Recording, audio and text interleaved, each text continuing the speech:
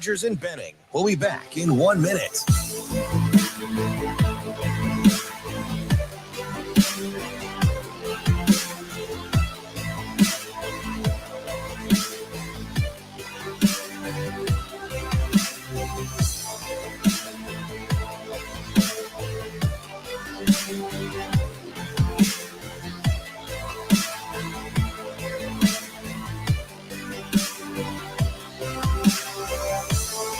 Rogers and Benning will be back in 30 seconds.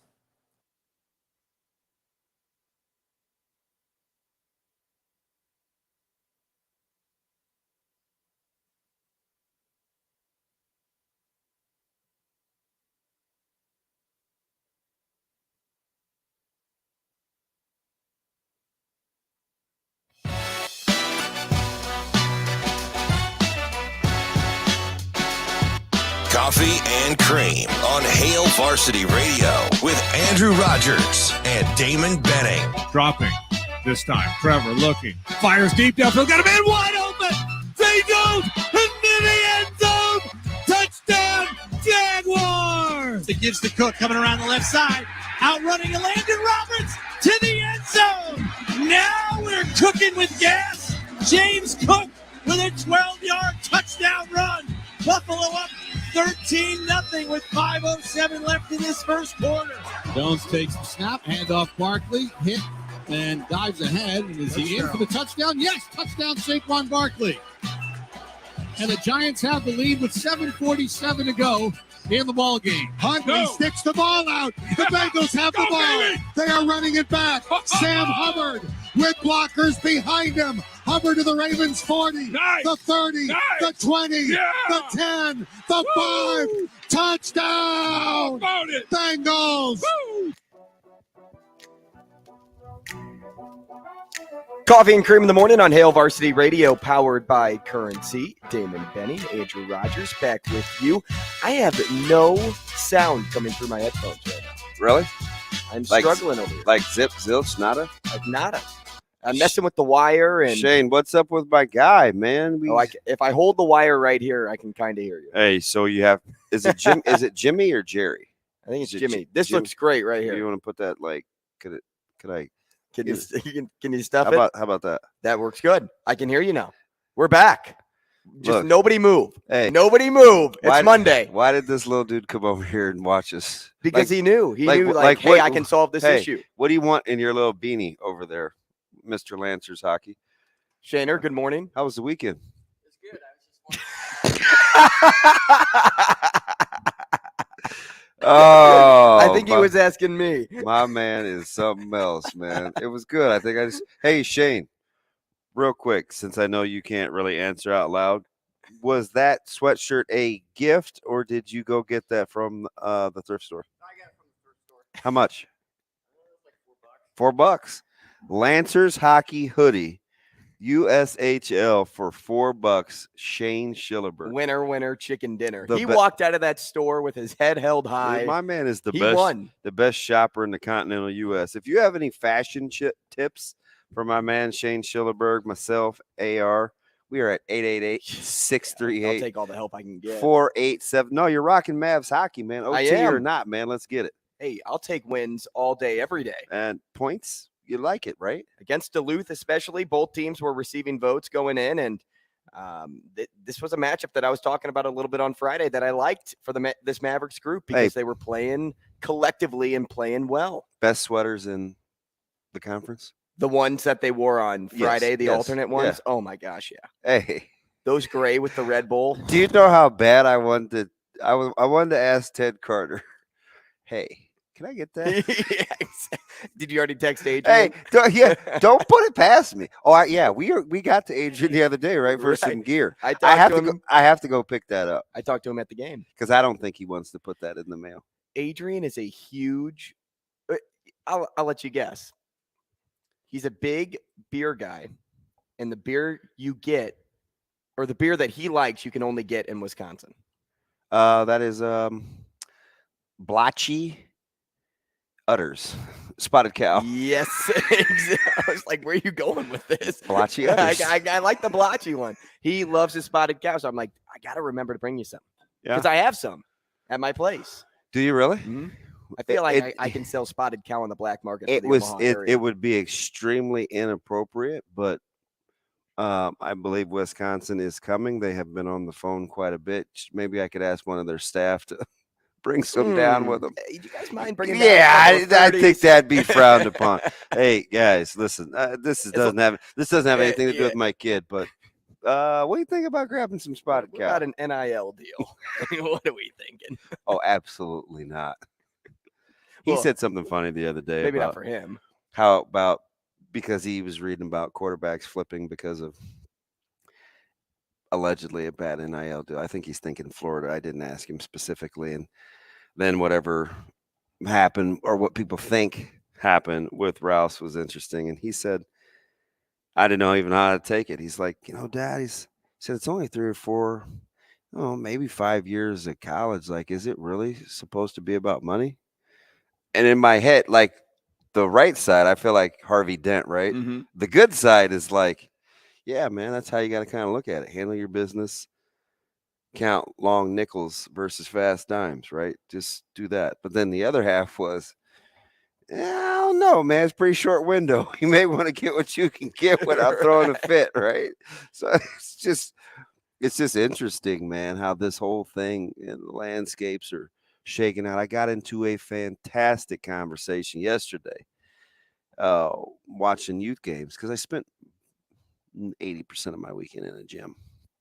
Especially Saturday. The other 20 was probably with my mom, right? But and we were talking about this particular individual he coaches, and we were talking about NIL in college and playing time and what keeps guys happy and kind of the leveling of that, opportunity in NIL versus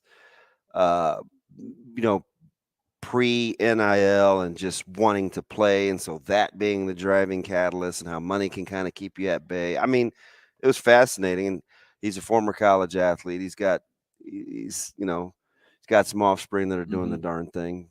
And I just like getting that perspective on, it's like cream, cash rules everything around me, right? But it really doesn't at the end of the day if you want to win.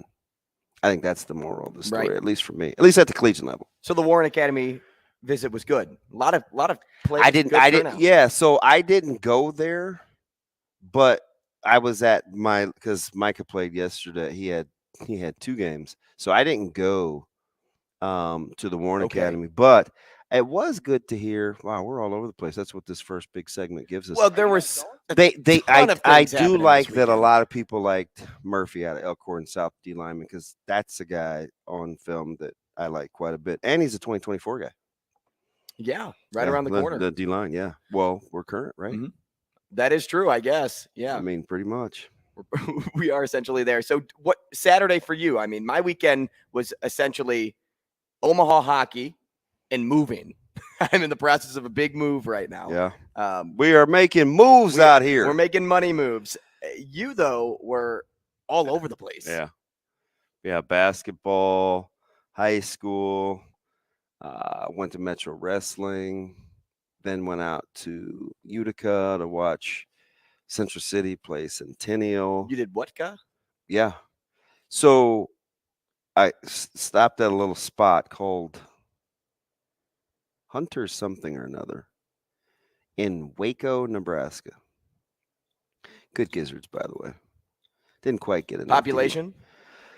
Well, it's small. Nice sign, though. Hopefully you're listening to us right now. Well done. In big Waco, Nebraska.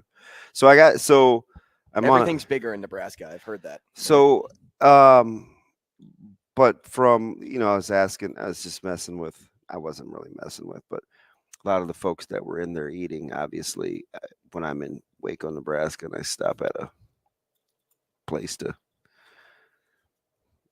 hang out, get some grub. A lot of people have some thoughts, a lot of questions, a lot of what are you doing here? But it's a good spot, man. Centennial, the high school that's in Utica, fantastic gym. It's like got all glass and windows. The floor is great, and I was like, some big time gyms out here, man. I don't know if that's the farming money, but so nice facility. Tax money? Yeah, maybe. I'm sure, right? I'm sure, but Did you look at your one block on the wall like I helped pay for that? that's probably what they do. That's pretty far from my tax-based revenue. But it was weird because I kind of left impromptu on Saturday to get to take the trip. So I was watching the Jays game, and then I put it on in the car. But my man JB was so mad at the officials. One time he said I'm like 5 minutes out of town, and Bish goes, "Oh, it's a foul! It's a foul on Providence. Imagine that!" And I was like, "Wow." Well, the game got close at that point. So like the more hectic it got, I piped it because I have YouTube TV on my phone, and I just put it through the Bluetooth so I could see, because my man was like losing his mind. And so Jays kind of rallied, withstood one. It was ugly, but hey, the first half was nice. Yeah. So are we getting into this? I guess we're getting into this. We can go down this rabbit hole. So what in the world? I want to know what his how he's going to settle in on a rotation the second half of this season. Because Farabello first off the bench, and then we saw Mason can you keep doing that? Got like 39 seconds. Can you keep having Farabello be the first off the bench? Defensively, yeah. I mean, think about what he was able to accomplish not scoring the basketball. Yeah, right? And Miller had to play a lot of those minutes because of foul trouble, because of the whistles early on. But man, they are not a lot of punch off the bench when it comes to, I almost said generating revenue, but I mean just buckets, right? When Kaluma and Sharman, when they went to the bench, it was just like, boy, what in the world are we going to do? And then B-Hop finally got going, and Creighton couldn't get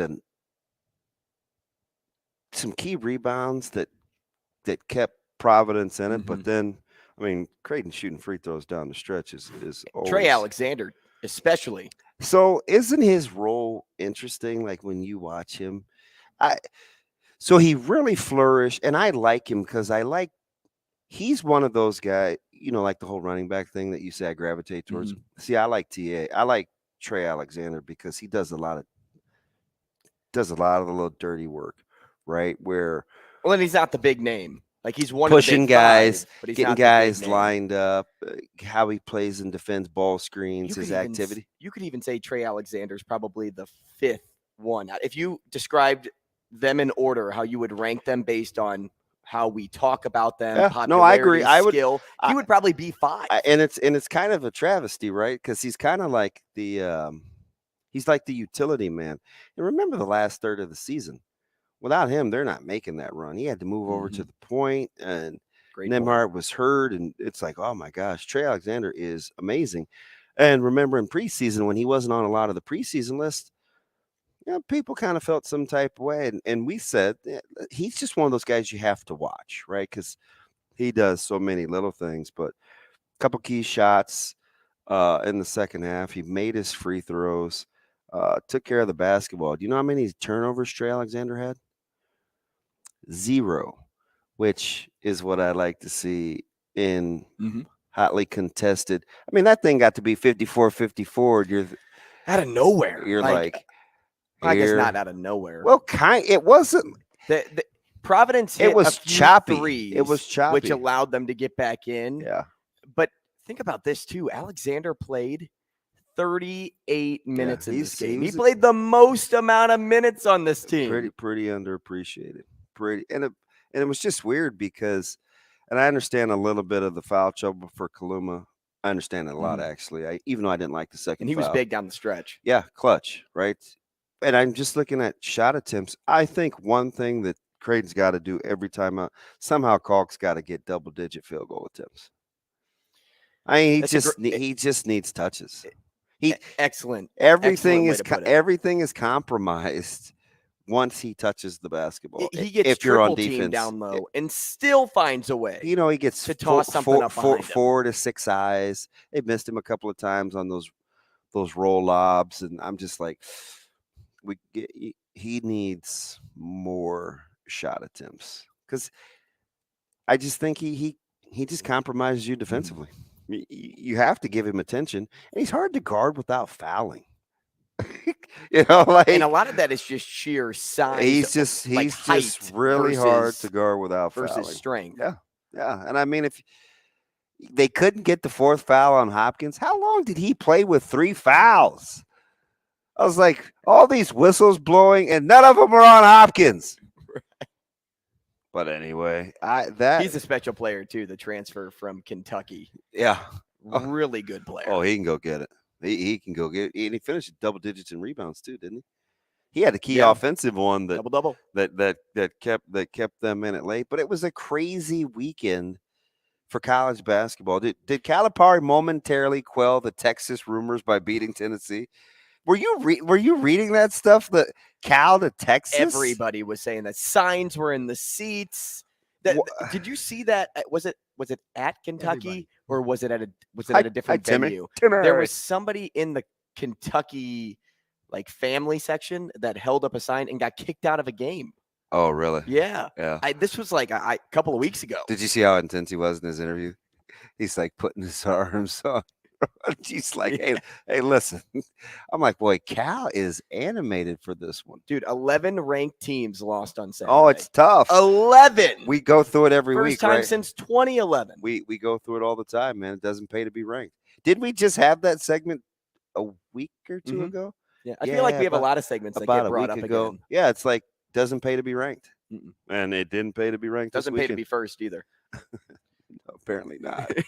Let's go to line 1. Kim here to talk Creighton basketball. Kim, good morning. Welcome to Coffee and Cream. How are you doing? Good morning. How are you? Kim A. Very good. Very good. How are you? How are you? I'm good. I'm good. Can we talk about?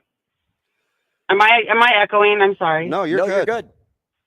Oh, okay. I love Mason Miller. That's it. That's the tweet. I love Mason Miller. Well, and I just there's a and it's kind of late in the season. This bench was supposed to be phenomenal, and I know he knows what he's doing. But by he, you mean Coach Mack? Yeah, Coach Mack. Okay. But some of these guys, they're rhythm shooters. At this point, there really is no bench.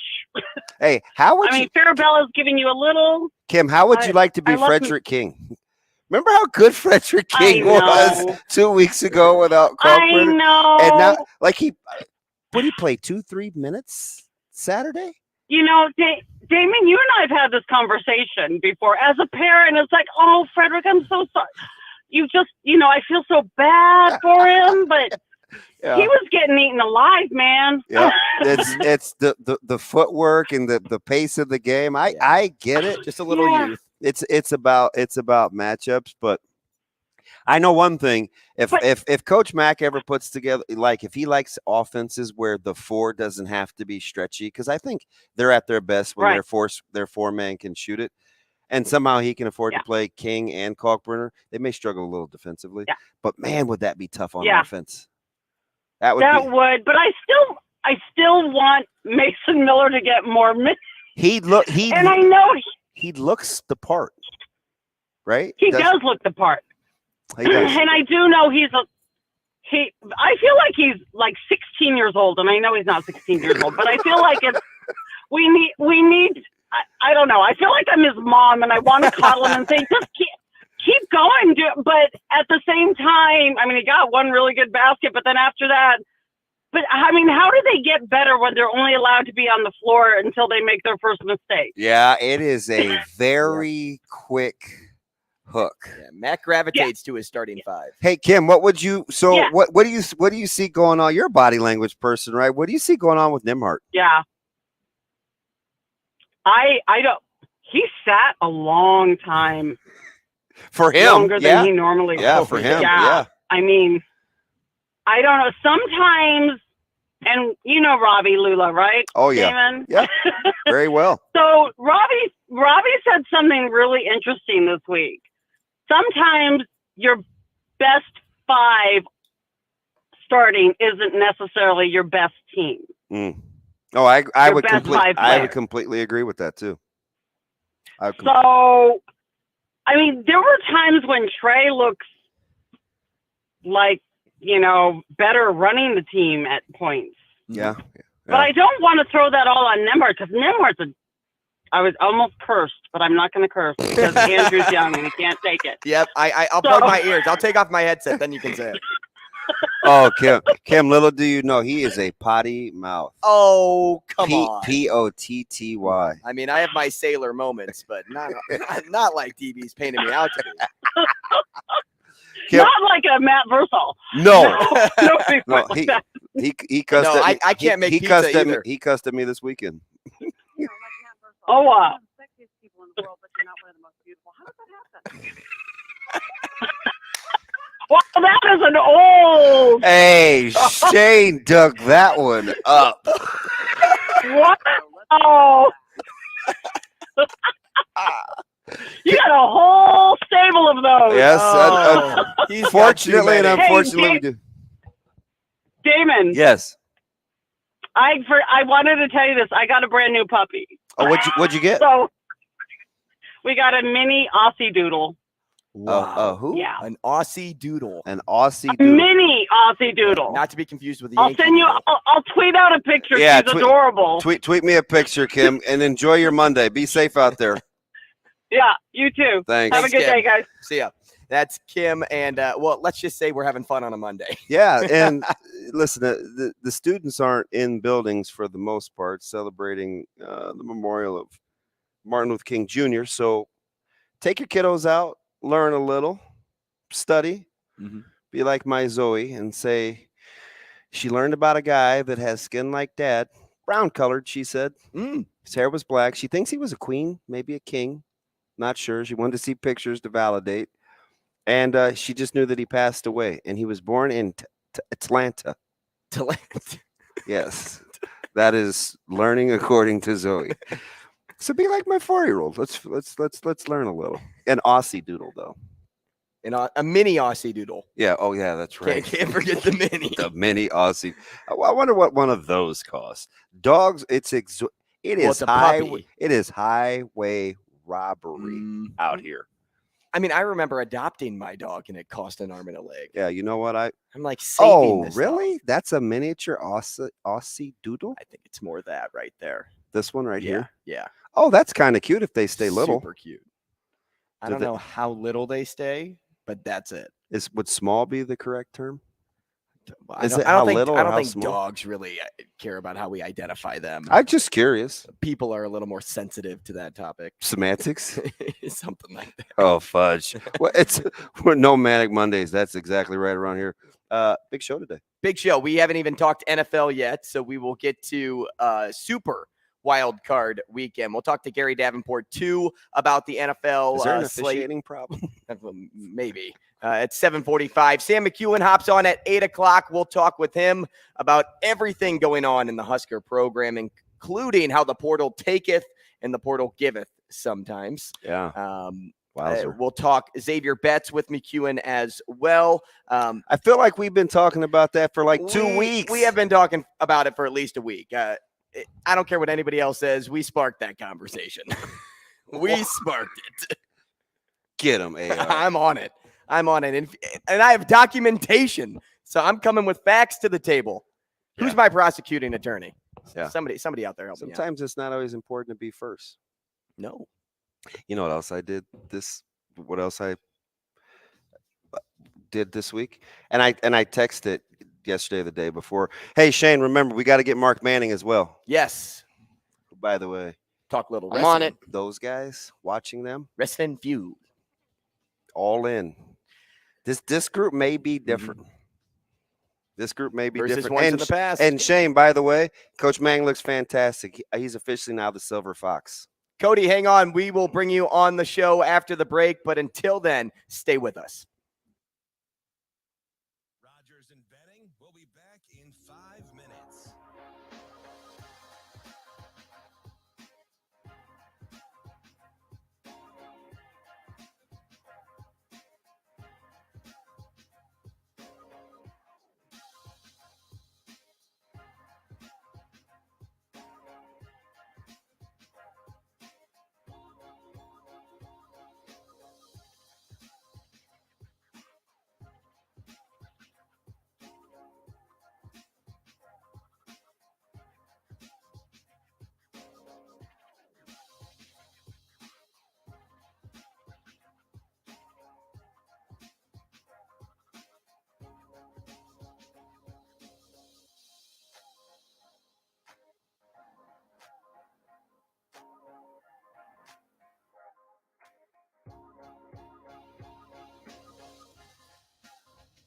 Rogers and Benning will be back in 4 minutes.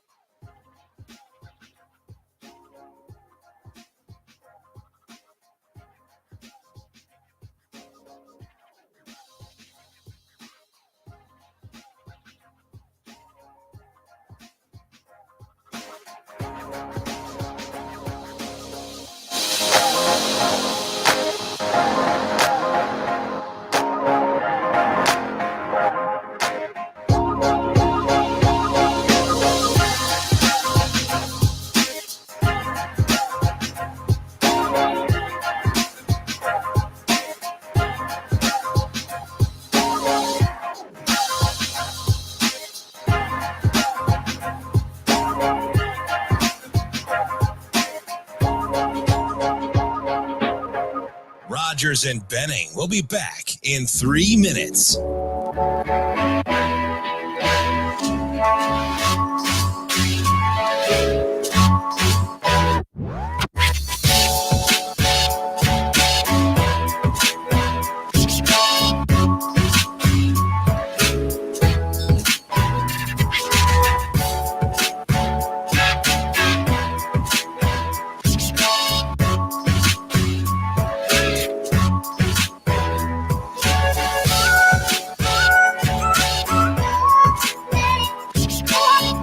He tries the quarterback sneak. He gets pushed from behind.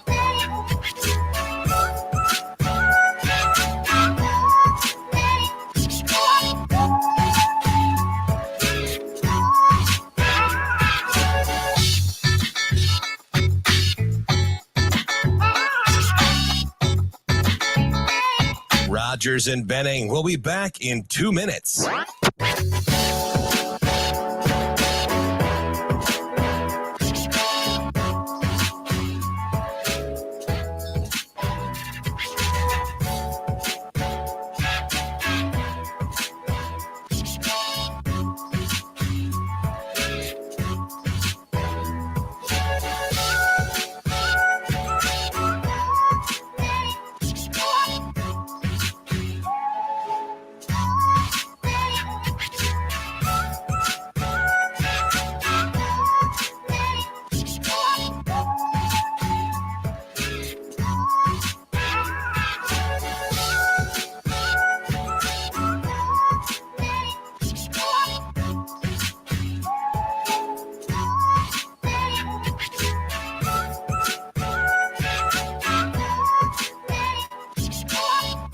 Rogers and Benning will be back in 1 minute.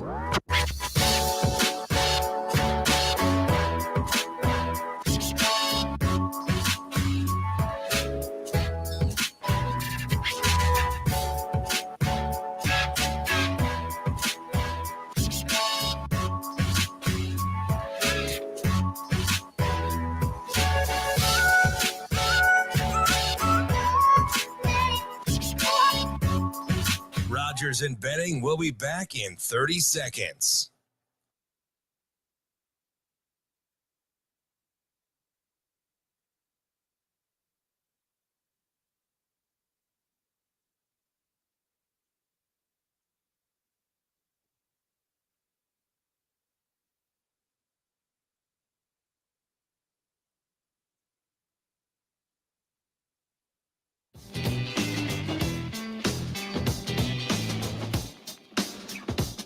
Coffee and Cream with Rogers and Benning on Hail Varsity Radio.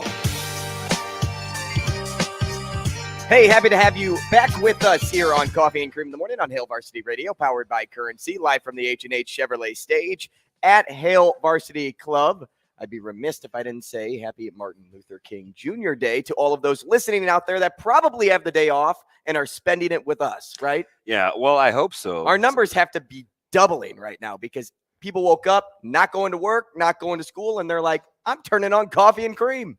Why wouldn't you? That should be every day. I mean, big signal. Shouldn't just Hey, be. so we're allocated. like alive and kicking out in the 308. Where is that? So anything that's not 402 and 531 Oh, area thanks. code. Thanks. So it starts in Grand Island. Okay, I know where Grand Island is. There you go. And I'm halfway there. yeah, because we had a couple of people at Utica were happy that we were on air. But then conversely, yesterday I was at the grocery store very quickly, and the guy was in line behind me, and he goes, "Man, I sure miss you on radio. When you coming back?" And I was like, "Oh, what's wrong with you? We've been on for 2 weeks in Omaha." So I think we have to do it. I don't know if we just lost a fan. No, I didn't say that. I was like, "Oh, but I said, we started on 590." Oh, and that's what you said in your car yeah, to yourself. self. I said, "Nah, he was cool though." And I got a letter from a realty team that I didn't use or anything. I think just kind of a good egg. I won't say who it was, and open up the letter, and it's got this nice little blurb and a couple of old articles, and said, "Hey, I really enjoy the fact you guys are back live local." I was like, "Oh, that's nice." So, I mean, word's getting out. Which is good because we want Don't to you keep spreading. think? Yeah, it's good. He gets so mad at me, Shane. Don't you think? No, actually, which is bad. Yeah, it's bad. Yeah, thanks for just like that's like me saying like if we had a guest on like, hey, I've got a question. Exactly, For get him, Shane. you. It's like, oh, obviously you have a question. We're talking to a guest.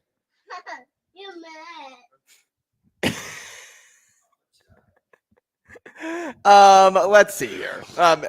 Let's change directions here. What do you want to do? Well, I was just talking about talking to people. I want to talk to Cody. He's on line 1. He's here to talk wrestling, but I don't know if he's Shane, here to is this talk our Cody? It is Commander Cody, yes. Let's here go. to talk I saw this dude all weekend. Husker wrestling or Metro? He could do either. Or either. Listen, he's going to blow your socks off. What's up, Cody? What's going on? Cody, what's up, my man? Not much. It's good to see you Saturday, buddy. Well, good. Is that who you ran into? Yeah, I Is that who we talked to were just Cody. talking about? Cody and I talked along the wall. They told us to move a couple of times because we were kind of in the way. Well, remember that was Farmer Jim's tax dollars. Don't leave right out. there. What's that? Don't leave out the legend. It wasn't just us two. Yeah, it was Ryan. It was Brian Terry's Oh yeah, fault. good old Ryan. Tyson's dad. So it was his fault because he had us down there in the corner. What's up, buddy? Have you we gotta recovered? Talk about the best men's team in Lincoln. No, yeah, they are on a roll, man. And what they did Yeah, the we Northwestern just yesterday. had a weekend. Hey, how about that? How about Take that? out number 4. Take out number 3. And the cool thing about what seems different about these guys, Cody? How about how They're peaking before Big Ten. wow. How about what's the word I'm looking for? They seem to be more Tenacity. they're more excitable. There's energy. Yeah. Like this is an aggressive kind of come at you style for this team. And I mean, how much of wrestling in a duel is momentum? And when you got Liam going out there, well, he set the tone right away, yeah, and then you can just build up off that. Because Brock Hardy, he's taking out guys left and right. Listen, I am cautiously optimistic. Now, you got the big one coming up, right? Oh yeah. And with the Hawkeyes. I feel like everyone is big in the Big Ten. Oh, that's true. That's true. Hey, Cody and I. But this isn't the Hawkeyes the last couple of years, though. No, I get it. But hey, I think I said this to you, or maybe it was off to the side when I was talking to Terry. But we think all these other sports have an officiating issue. How tough is it now with these big, strong, explosive guys in wrestling? You see things that Lenny Pinto could be a starting linebacker yeah. in the NFL. Yeah, well, you see him on those doubles? Like, yeah, he's gonna get you to the ground. But how would you like to be officiating collegiate wrestling? Especially now we got replay that's a factor. Although wrestling may do it better than anyone. I think that they depend on that replay. Listen, does wrestling they have that to lay back on? Cody, does wrestling do replay better than anyone else? I think so. They're pretty good. I would hate to be an official in Carver Hawkeye Arena. Dude, I told you that of all the things that happen on Iowa's campus, wrestling is by far and away probably the most exciting. Yeah, they get after it there. They can't sell out a basketball game, but they've sold out about 200 straight wrestling duels. Wow. Hey, they sent a message. Volleyball. They sent a message to the Terrapins yesterday. Hey, Cody, let me ask you real quick before we get you out of here. Yeah. Are you surprised at the ease in which Tyson Terry pushed Jamison Kemp around the mat? No.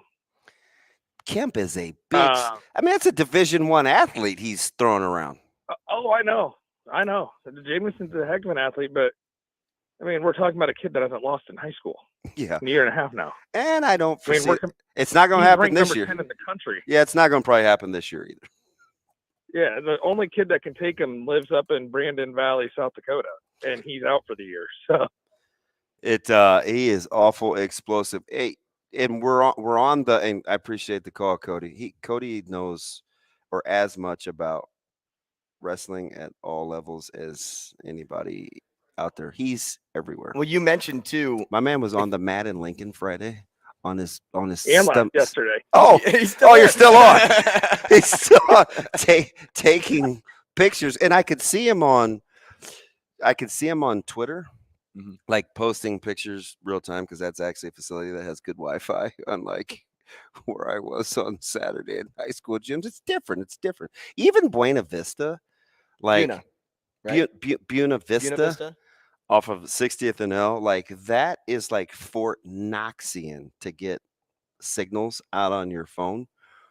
And he's taking all these pictures, and I was like, where is he? He has to have a fantastic vantage point in the arena. And my man was like 2 feet from the mat.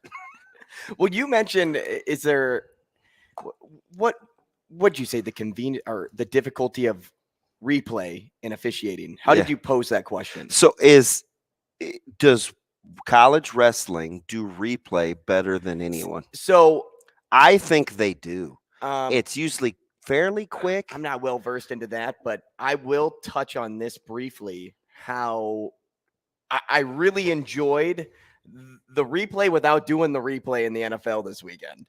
How like there were replays done and then calls were made seconds later because of a certain play. I thought that was cool. You know what's interesting though? Why is it that sometimes we only got a couple minutes, so we got to get to Brian. Why is it only a couple of times we can't get the right replay angle we want on like a controversial play? It's like hearing gone. We only get like one look at it. It's also what they see in the stadium too, because people were freaking out. I'm like, are we just not going to get a different angle of that foot, or is that it? And a lot of times, man, that's it. They just keep it pushing. Right. Minute 48 left. Let's get to Brian here quickly. Brian, you're on the show. We got a minute 44. What's up? What's going on, fellas? Hi, B. You nervous? Hey, am I nervous? No, this is actually, this year I'm not as nervous as I've been in the past. Okay. I'm not as nervous as I've been in the past. I'm more nervous about my son hitting that mat in the upcoming week than I am about Dallas today. Just starting wrestling as an 8th grader. Oh, nice. Oh, I don't know, man. It's tough. Remember, be patient. It's a difficult sport. It's a brutal sport. Especially to pick up so late. I got that. I've heard that a lot. Hey, what I'm not going to be patient with, though, I'm about to cut that 4-letter network off. Why? What'd they do to you? All I'm going to say is the John Calipari Holly Rowe thing. I think he was I don't think he meant anything by that. Was that inappropriate? No, it wasn't inappropriate. He didn't mean anything by it. And I'm kind of getting sick of this baloney. So I'm kind of had it. Like, you really going to put this, you're going to sue this man for a sexual assault or harassment, whatever it was they're suing him for? Like, is that a real? So is that a real thing? Because I skimmed through that. I thought people were joking. That's not. I hope it's a joke. But for what I said, I'm gonna keep on investigating. But I haven't seen anything to the contrary. And now I'm hoping it's not true because this is ridiculous. B, I like your Cowboys tonight. Is that a jinx or a good thing? Hey, I'm not saying anything. Y'all can say what y'all want, just as long as everybody on TV don't say Cowboys is gonna win.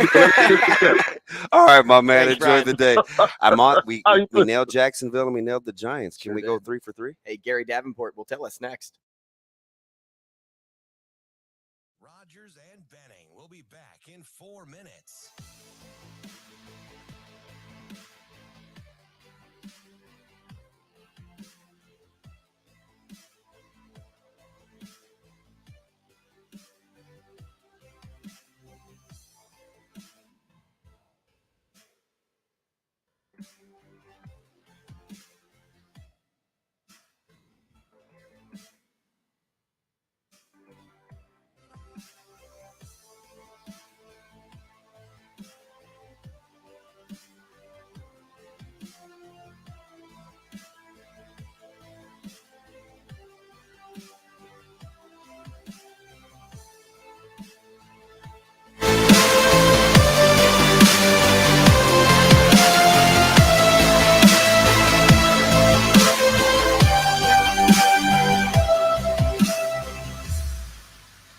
Rogers and Benning will be back in 3 minutes.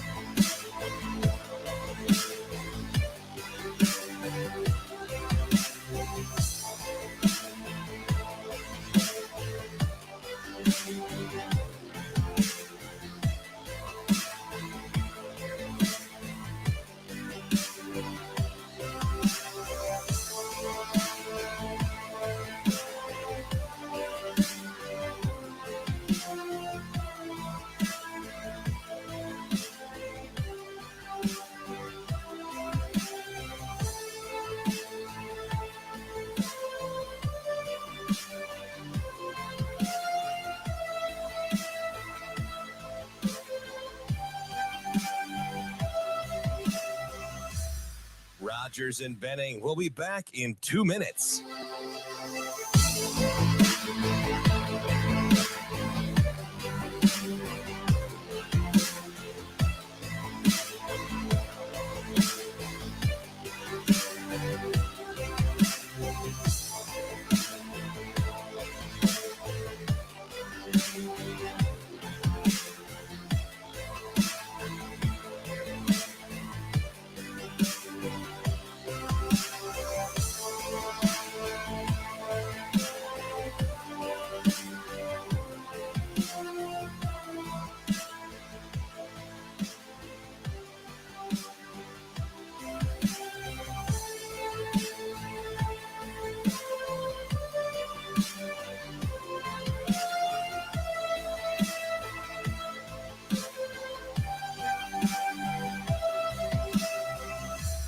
Rogers and Benning will be back in 1 minute.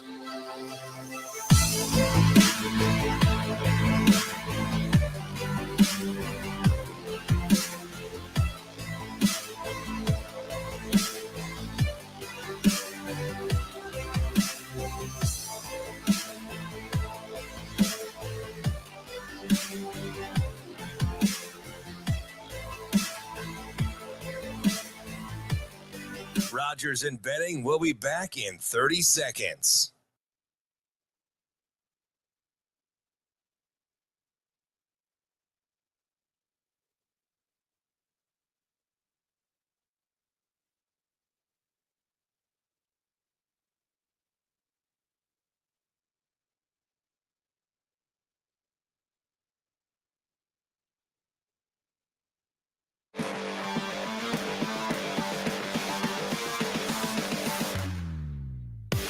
Coffee and Cream with Rogers and Benning on Hail Varsity Radio. Hey, welcome back. Haven't even gotten to our poll question today, but it is relevant to our next topic, and we're hoping to get Gary Davenport on here soon, NFL analyst at Bleacher Report. But DB, here's the question. If Brock Purdy wins a Super Bowl, should the NFL do away with Mr. Irrelevant or rename it? What do you think? I need a C. I just put those two in there. Can I make up a C? Make a C. What do you see? Keep it what it is. I guess keep it the same. Yeah. Keep it the same. Hey, how about this, though? So if Purdy wins the Super Bowl, and by the way, which quarterback overcame the worst first half?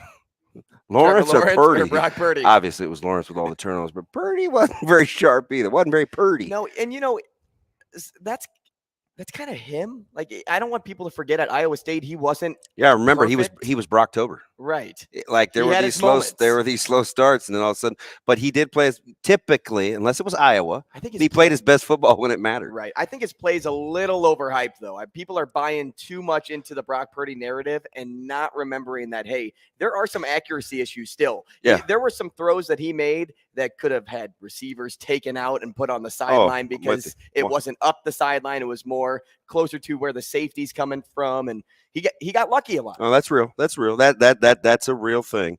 And they were debating on one of the talking head shows yesterday. Actually, no, it was on the radio. On the radio. By the way, I'm not singing. I have no idea what you're trying to pull off on Twitter. Hey, that's why he's great. He's like the perfect ambassador for Gretna. Like he is like the nicest person. That's why America. My voice is a little. But I'm not. Today, I'm not from singing. From making some noise this weekend. Doing that. Which we made a lot of noise at Baxter Arena. But listen though,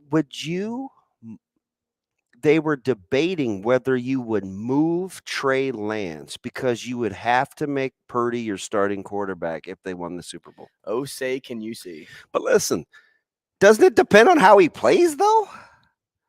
Like, if you're riding his right arm, okay. But if you're throwing 10-yard passes to Debo and he gives you, take it to the house, that's different than throwing dimes like your boy Yeshua Allen yesterday. Did you see the ball that he threw to Davis? I wanted them to give us the angle that Josh Allen sees. TV made that throw look, although I take that back because Tony Romo let you know how difficult to throw that was. But that time I actually was vibing. Dude, he threw that thing down a hallway, just tilted to his left, like literally down a hallway. And I'm thinking, that's just not fair. But that's why they fall in love with the right arm as opposed to running the football. Because I like Singletary. Right. I like little brother. I like Cook. Oh, okay. I like. So you meant Devin Singletary's literal little brother? No, Dalvin's brother, James. Is it James? James Cook. Yeah. Thank you. Devin's brother, not Dalvin. No. Cook has a little brother that plays in Buffalo. Dalvin. Named Dalvin? Dalvin is in Minnesota. His little brother plays in Buffalo. Madison? Nobody can do that. Shane. What are we going to do, man? Yeah, just I didn't know they were related. They look just alike. They look just alike. Anyway, it makes me think, and I know, see, people that have listened to me before, they're like, oh, man, DB, you're just on Romo again. But it was the first time in a long time. Usually I'm just on him for, like, bad info. But yesterday, he made it seemed like he was cheering for Buffalo. I couldn't believe it. I asked my buddy Boakes, and he happened to be at a sports bar, so he couldn't hear it. But I know like 3 or 4 diehard Dolphins fans. Kugler, my buddy Mike Boker. I got another buddy. I call him Little Wayne, Randy Push, right? So it's like, I'm like, is it just me? Or is it everything that Buffalo is doing this? He literally said on a zone read, well, that's a keep there. I think the alien just forgot to give it. He forgot there. No, he didn't. He made a mistake. He didn't forget. Like, you can't. Did he call him Jordan? And he's called him the alien before, so I'm kind of not over that. But I'm like, you're minimizing what Miami's doing. Like, they have a rookie quarter. They have Skylar Thompson keeping them in the game. And defensively. We're making this about Josh Allen? And defensively, they were great in the second half. Man. The weekend was amazing. And now, unfortunately, Drew Down, now I think I have to go back to not liking Herbert. Because remember I told you my dilemma with him. I've been talking about this, and then we just saw Chargers. it. I just feel like I want to like him. I do. He's talented. He doesn't win enough. But how his head coach still has a job today, I have no idea. Yeah, holy cow. Brandon Staley, what are you doing? Off the dome. San Diego, LA ran 29 offensive plays in the second half. Okay? 29. Yeah. How many of those were runs? If I'm guessing, I'm going to say with a 27-0 lead. 9. 7. Oh, I was close. 22 dropbacks. What are we doing? Threw the ball a lot. Too many times. Like, what are we doing? And it was successful in the first half, but that's also because you're up 27-0. When I said the line stinks, all the Herbert love, just 2.5. He's supposed to be the guy. Does that had Jacksonville winning that game written? Even after watching Trevor Lawrence turn the ball over 3 times in the first quarter. You realize they went a -5 in turnovers. I mean, just like, what are we doing? And how does Austin Eckler not touch the ball? How many times did he get in? Twice? So I think he was targeted. Oh, man, I forgot the numbers. That's why I should write. I meant even touchdown twice. He scored twice, right? Dude, give him the ball in the second half. It's the reason that dude eats all the time. It's because you run the football with him. You moved on from Melvin Gordon years ago to give Austin Eckler those type of moments. Hey, and you know who literally had a meltdown? And he's a cold shot, primarily because he's a former coach. Man, Ryan was going bananas on set. He was talking about paying homage to older coaches, and these young guys can't coach, and they blow leads, and he's breaking down 4-minute offenses, and he's comparing Staley to Jeff Saturday, which I thought was the ultimate death nail. Oh, he was, and he goes there. He absolutely goes there. If I'm the Chargers, I would have called Sean Payton yesterday. Or I would have hired Sean Payton yesterday. We talked about this. I think it was off air, though. Are you giving up a first rounder? In this case, you're just worried about where Derek Carr is going to land. In this case, I would say yes to the Chargers because where they're at in the draft, that's okay to me. Because if you get a coach that can mold Justin Herbert like he did a Drew Brees, this is a team that will win. You won't have those moments of inexperience. You won't have those moments where you leave Mike Williams in a game too long and he doesn't play the playoffs because of it. Dude, that fracture. You won't have those things. You'll have a smart coach that's Did you hear his presser, though, after explaining it? Want to get his guys in a rhythm? This was the kicker, though. Well, you only dress a certain amount of guys. And no, that was the coach. No, that's what I'm talking about, Staley. I know. You only this was the kicker. And Dicker, the kicker. Hey, how about if he makes that field goal, though? Oh, man. Totally different game. It's like, how about Justin Herbert completing a pass on 3rd and goal that was to a wide open receiver and he threw it 10 yards above his head? Yeah, that seemed like he did that on purpose. I don't know why he would. But Shane, by the way, there's video footage of Shane throwing a ball 15 yards in a parking lot. So Shane could have made that pass. Can we pick that up? Oh, yeah. Yeah, it's on the phone.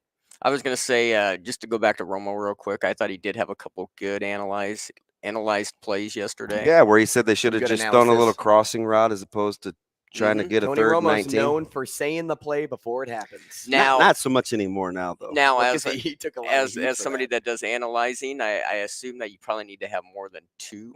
You know, when you're doing a game. Well, to start the second half, the Dolphins went 3 and out, and he goes up. Here comes the onslaught. Like he just seriously. Like those are just things you don't hear a ton like during a neutral broadcast. Like he's not Paul Allen or somebody with the Vikings, which by the way is still one of the greatest non-calls. We're still trying to find that call so we Dude, can play it. It was unbelievable. Can you imagine calling a play, DB? This is your West Side team. Yeah. State championship game, 4th down, all the marbles on the line, 4th down and 8, and you throw it 3 yards and hope that your guy breaks tackles. Yeah, I'm to just get the first leaving my down. mom's, and it's on the radio in the car. And I'm like, he acted like, basically it was the equivalent of, on that 4th and 8 incompletion, something, they throw it 3 yards, and that will be the like deflection in my voice is about how he said it. Just disappointment. Pure And he's usually disappointment. pretty over. He could be over the top, right? That's him in a nutshell. And I would have thought he would have blew up more. We got to Shane. We got to keep find it.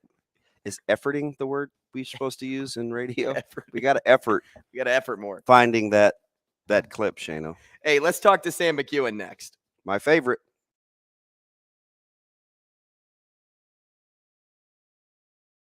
Rogers and Benning will be back in 4 minutes.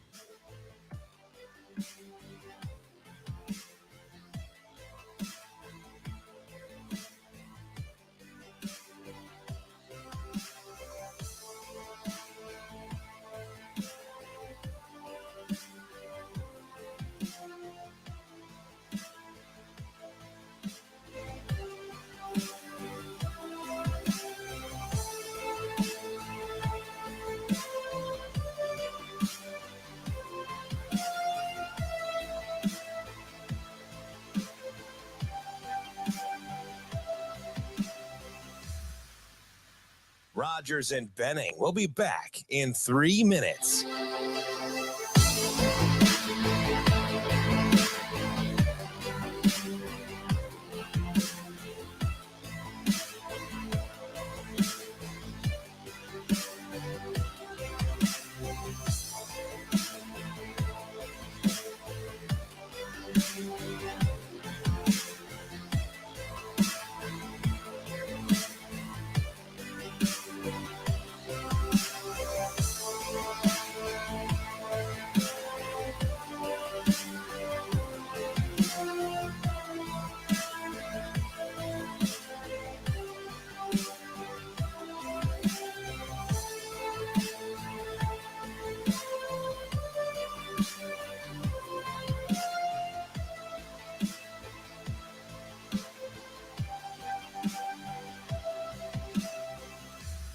Rogers and Benning will be back in 2 minutes.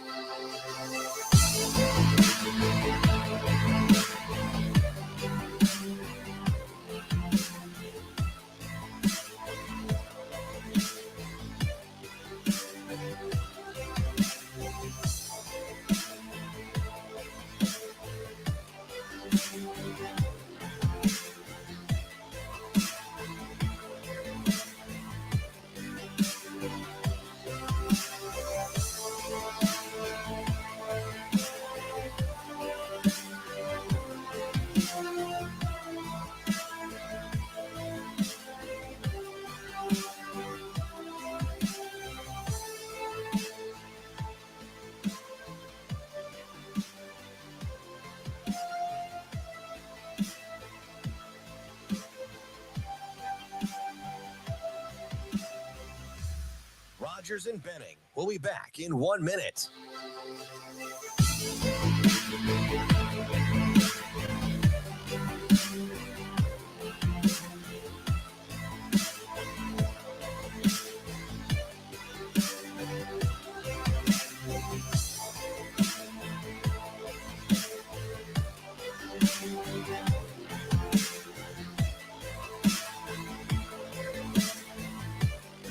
Rogers and Benning will be back in 30 seconds.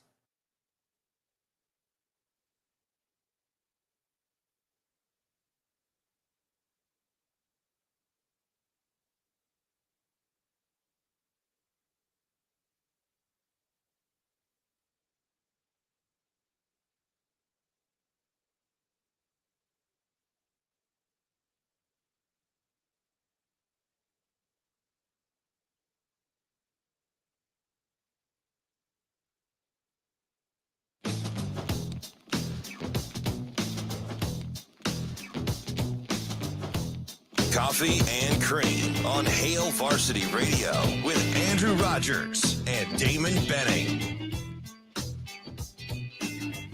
Hey, top of the hour here on Coffee and Cream in the Morning on Hail Varsity Radio, powered by Currency, live from the H&H Chevrolet stage at Hail Varsity Club. 590 ESPN Omaha, 1480 ESPN Lincoln, live on YouTube, live on Twitter. Happy to have you with us on this fine Monday morning, Martin Luther King Jr. Day. Hopefully you're enjoying your day off at home and listening to the show. And I know one person isn't on a day off, and he's on the show with us right now. It's Sam McKewon. Good morning, Sam. Good morning. Hey, no navigating school drop-offs, though. That's a bonus, right? Oh, big bonus. Big bonus. Yeah, that's right. It's been a lot of fun. Don't tell my daughter I told you this, but one day last week, we had to take the son to orchestra and drop the daughter off roughly the same time, and the daughter might have been tardy to that first period by a few minutes. They go to different schools, so you know. Yeah, I get Father it. of the a little year. bit of a navigation. Believe me, I get it. I'm lucky. Two of my kiddos, their school is only about 3 minutes apart, so that definitely helps. Let me ask you something real quick before we get to the Huskers, because you guys are both, you and Andrew, and that Josh Fields. You're playing in that. You're playing in that Fields, Justin Fields world. I say Josh, the other not good quarterback, His younger brother. So because I heard this with Purdy about if he makes a run to the Super Bowl, all of a sudden Lance is on the market. The Bears brass says, hey, we'd have to be wowed by a quarterback to make a move. At what point would you move off of a rookie quarterback contract to grab another one, Sam? Well, I don't think they're going to do that. I think you would have to go through, if you're talking the Bears, you'd have to assess that you thought Bryce Young was that much better. I guess CJ Stroud still hasn't made a decision, so I guess he'll announce that today. But I don't think Stroud is much, if any, better than Fields. So, you know, you'd have to decide that Bryce Young was a lot better. In San Francisco's case, they're in an interesting situation because, you know, I can certainly see a circumstance in which Trey Lance is the best of those three players because of what he can give you with his feet. But they're clearly good enough to win the Super Bowl right now, and they might. You know, in fact, I would pick them to play in the Super Bowl. You know, I think there's a good chance of that happening, and so you know they don't have to play Trey. They can move him to somewhere else.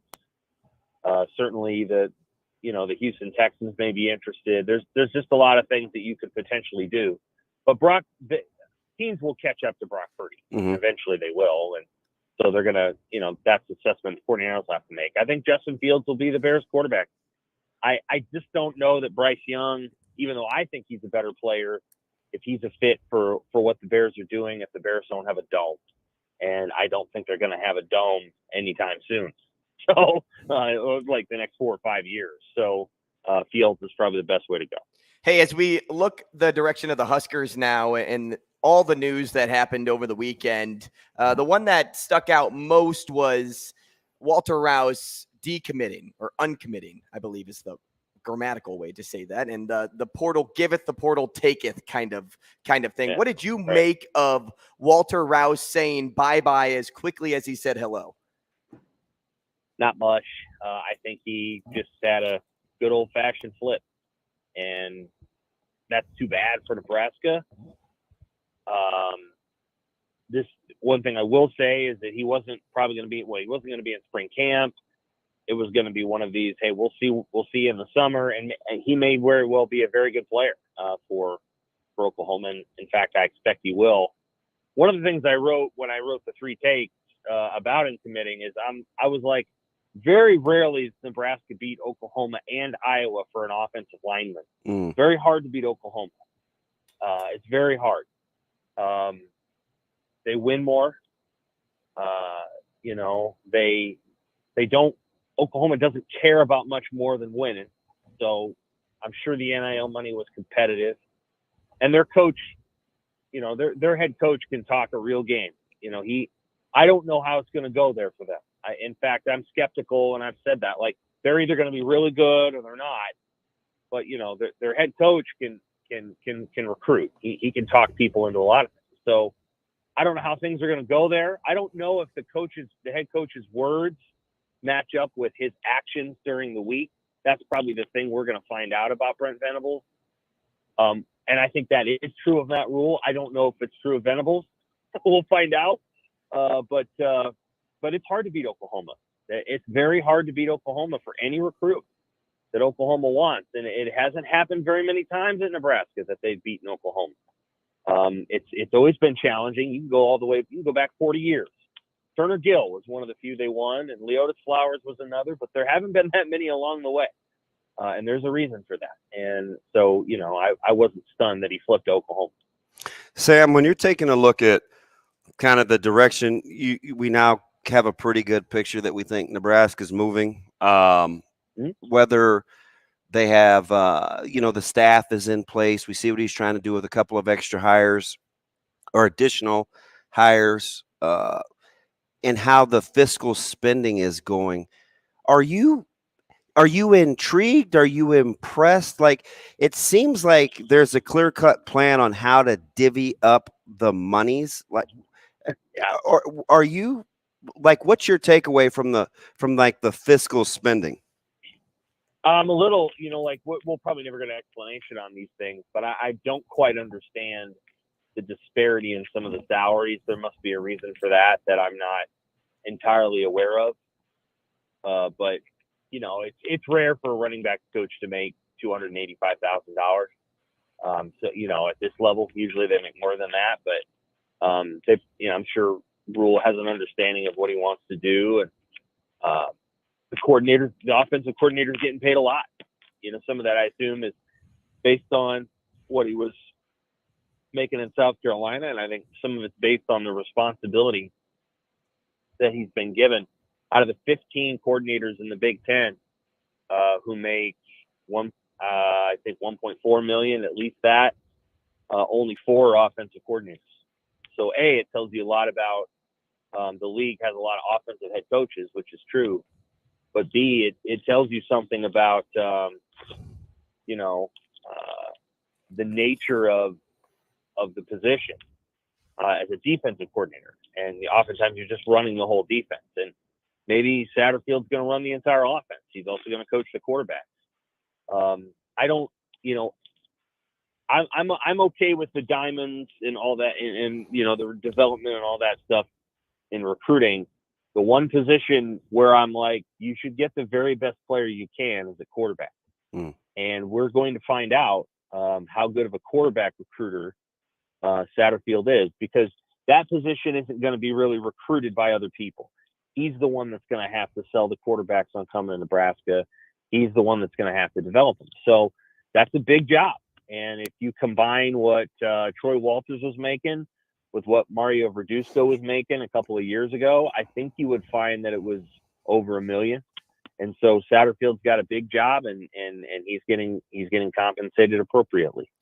We're speaking with Sam McKewon at SW McKewon OWH on Twitter, sports editor and Nebraska columnist for the Omaha World-Herald and Husker Extra. Sam, stay right there, because as you bring up those points about Satterfield, and even if we look back on what happened Friday, day one of the 2023 contact period, Rule was right where Husker Nation would want him to be. And it seems nothing scares this guy. Well, except for maybe ping pong battles against Maverick Noonan's mom. But sure. Outside of that, if you didn't believe Rule was a shoot his shot type of guy, how about now when he was out recruiting Raiola right away? Right. I think we knew you'd do that, and you have to. I think you have to show how important it is from the jump. I do think Nebraska will have an opportunity. You're going to see, I think, a lot of stories about his recruitment, and obviously I'm sure there's a logical connection or relationship to going to Georgia and trying to continue what's going on there. My rewind today, I kind of unpacked it.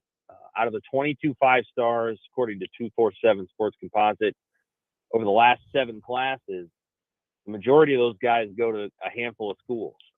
Georgia, I think, got 2 of them. Alabama got 3. Clemson got 4. A lot of times these guys transfer. They don't stick around because, including Justin Fields, because they're not going to play, you know? And so I think that's something that any 5-star needs to take into account. In the same token, a 5-star quarterback goes to these schools and they're throwing to awfully good receivers right away. And I think one of the things with CJ Stroud, if he decides to go to the NFL, he's going to have to run the ball just like Justin Fields is, because CJ is playing with the best group of receivers in college football. He will be playing with one of the worst group of receivers in the NFL. And that's part of why when Justin Fields got to the NFL, he wasn't throwing it very much because the Bears aren't very good. And so one of the things that quarterbacks like is they go to one of these schools and they got great receivers all over the place. It makes it easier for them. They got a good offensive line. It makes it easier for them. Some of these other teams don't have as many good receivers or linemen, and so the quarterbacks themselves maybe aren't quite as good as they could have been. That's why quarterback evaluation, NFL to college, is really hard, because you have a tendency to discount the players around, around the guys.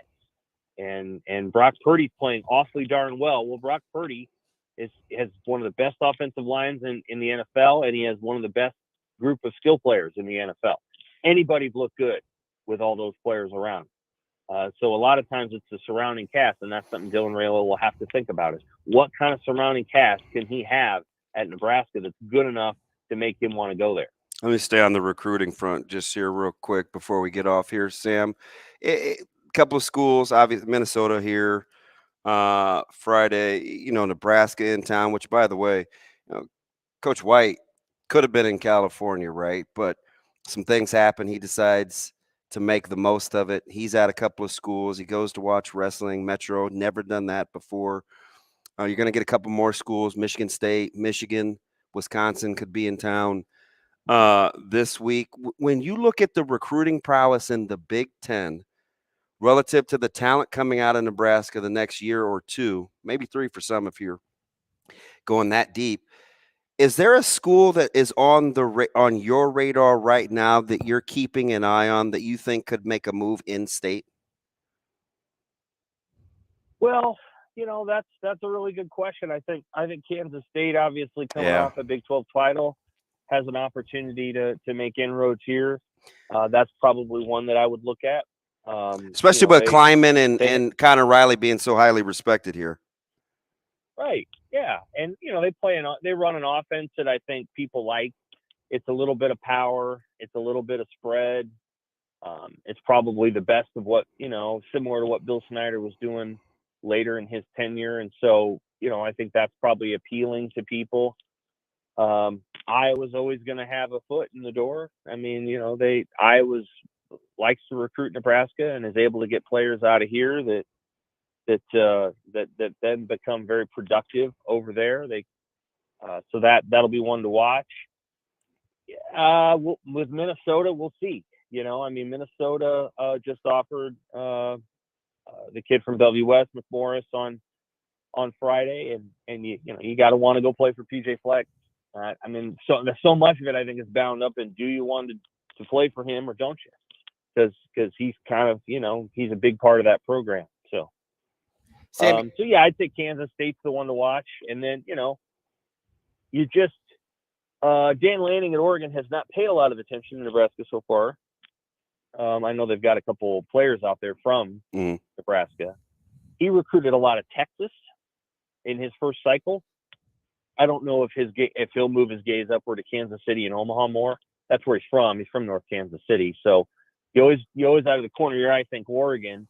But maybe he's wondering if the two players from Nebraska at Oregon are going to make a move here in the off season. But I could always see Oregon pressing it harder.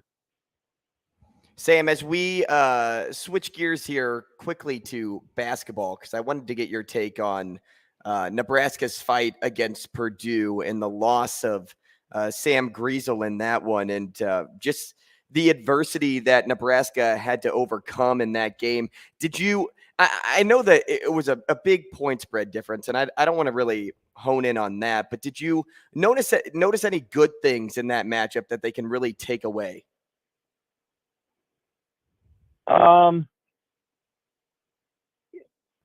Not really. No. And I'm not trying to be negative. Right. I'm not. Derek Walker was good before that game. He'll be good again. Casey made a couple of plays. He's done that already this season. There wasn't any, Jamarcus Lawrence made a shot. Well, I don't know. So no. I think each game that Nebraska plays is a little bit like its own meal, and they have to get off to a good start. They have to kind of play just so to beat any team that's better than they are, and that team has to miss shots. And Nebraska has a strategy. I liked what they did against Purdue. Foster Loyer made shots. They're going to do the same thing against Zed Key in Ohio State. They'll double down. They'll double him. They're not going to get beat in the paint, and they're going to force Ohio State, who, by the way, is a good three-point shooting team, to make threes. And maybe Ohio State will, and maybe they won't. So I don't take anything negative from that game either, if that makes sense. I don't have any, negative thoughts about that contest. I think it was probably a smart pro move to not play Sam. I'm not saying that if it was a game to go to the NCAA tournament or not, I think Sam probably would have played. I just, I think it's wise to be thoughtful with managing your roster when you're going to play the number 3 team in the country, and you're probably not going to win. And no, I think that the next game coming up is really big. I think they can beat Ohio State. And then Hoiberg's teams have had a history of beating Penn State. Penn State can really shoot the three, so you better have some sort of strategy to resolve that. But they've got a puncher's chance against Penn State, and then they play Northwestern. Winning 2 of the next 3 is possible, and they have to find a way to do it. I think that would be the way I would frame it. And each game is its own story. This isn't a team that is on a trajectory. They're just trying to survive game in, game out. Sam, talk to your former colleague, Brian Christopherson, last week. I asked him a question. I'll ask you, and he's done a really good job, I think, of kind of breaking this thing down step by step with Xavier Betts over at 24/7. And do you give it the eye roll, the shrug? Are you intrigued? Are you confident? Right? It's like, here we go again. We've kind of been down this road. What was your initial reaction with all the rumblings, and now it's seemingly official? Well, I think a lot of work has been done, probably by both sides. I don't know that Nebraska was initially pursuing Betts when he went into the portal, but I think there's been a lot of conversations, and those things have changed. And correct. I think it's really smart to just be patient and temper expectations. Like I think there's a sense of this is an enormously talented player. Like it's just no question about his talent. Nebraska hasn't had very many players as talented as Xavier.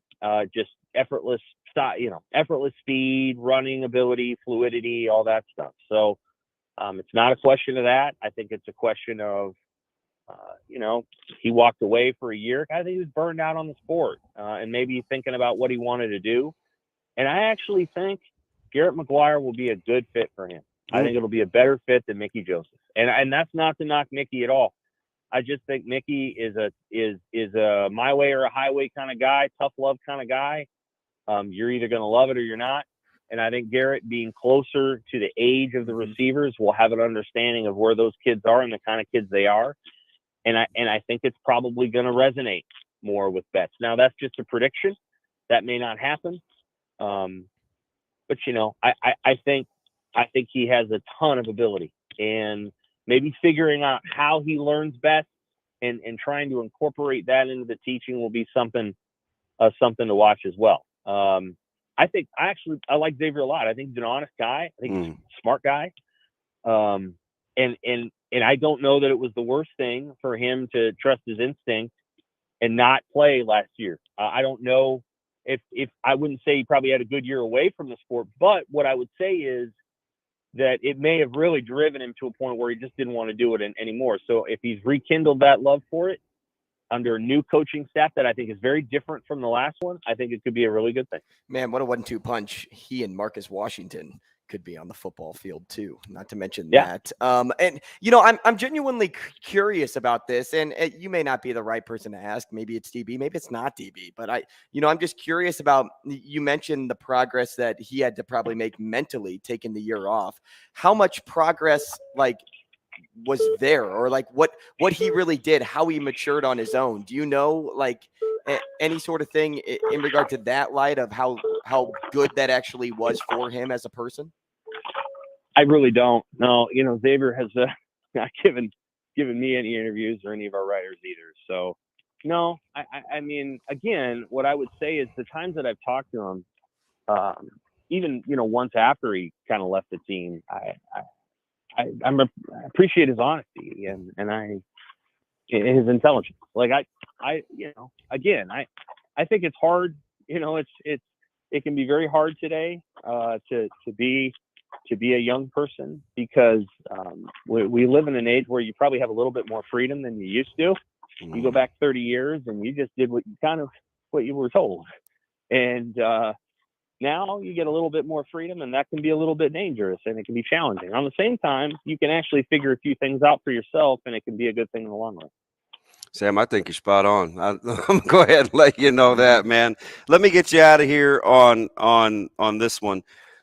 If you're looking at, jump back to basketball real quick, and obviously Ohio State got shocked at home against Minnesota. Coach Hoiberg has made a ton of progress, kind of playing with a half deck at times. Is there a way that you expect this next month to look to give you an inkling on the trajectory of Nebraska, or is this kind of encapsulated in this little stretch for the program and nothing more? Oh, I think the next month is enormously important for his tenure. How are they going to do it? Well, I mean, you can't just go winless. I mean, you got to win. You got to win some games. Yeah. So, they're going to have to figure out how to do that with Juwan Gary, probably. And I think a lot is going to be asked of Denham Dawson and Wilhelm Breidenbach and Jamarcus Lawrence. And one of them's got to step up. And this is the one thing Fred can't control is he can't control whether Vandermill or Griesel are going to make shots. That's up to them. And he can't bench anybody for not making shots. He doesn't have the freedom to do it. So I'm sure it's more, stunning to him that Vandermill's under 30% and Griesel's over 30, but he doesn't take many threes. Probably stunning to him that they're 300 and whatever and free throw shooting. Those are things he can't control. But what he can control is putting guys on the floor who are young and ready to contribute and might be on an upward trajectory as players. And they've got to find a way to win 2 or 3 in the next month. It's important. Sam, we appreciate your time this morning. Thanks so much. We'll Always talk again next fantastic, week. Sam. Take care. Thanks, Sam. And that's Sam McKewon from the Omaha World-Herald. Again, toss him a follow on Twitter. That is at SW McKewon OWH. When we come back, there's something else that I want to bring up to you. And it was something that Sam said, and I think we can really expand on that point of the conversation. I don't want to tease anything more. I enjoy my Mondays with Sam. He's one of as you said, therapeutic. One of my favorites. Therapeutic. We'll talk more next on Coffee and Cream here on Hail Varsity Radio.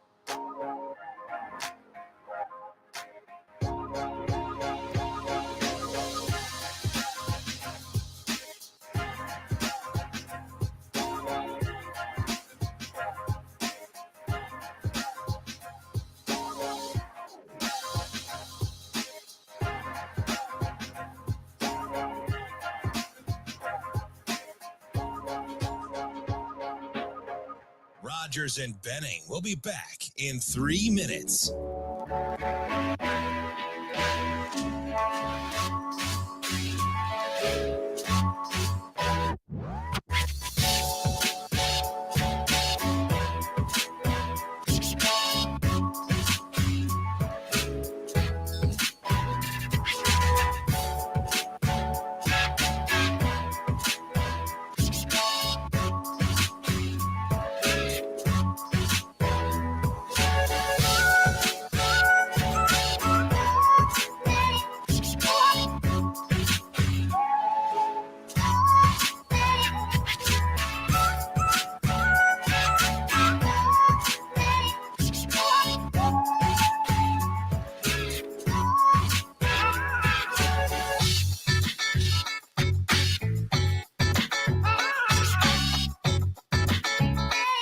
Rogers and Benning will be back in 2 minutes.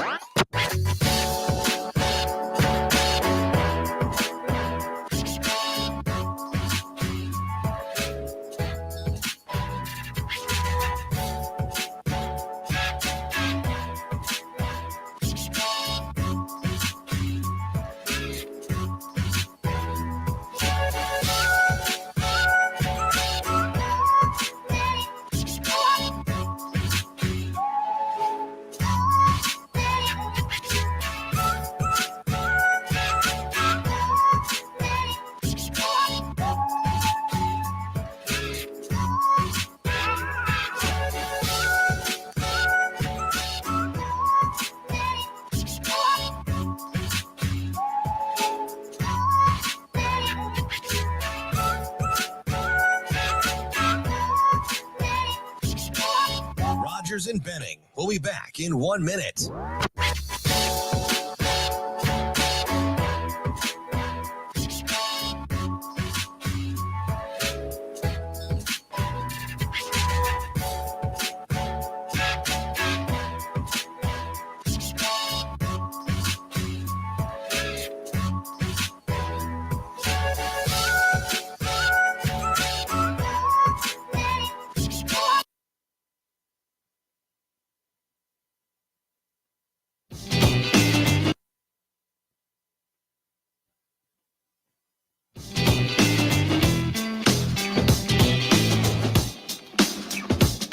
Coffee and Cream with Rogers and Benning on Hale Varsity Radio. To catch that football, so here it is. Here it is. Biggest play of the season right here, Rick. Well, it's the entire season.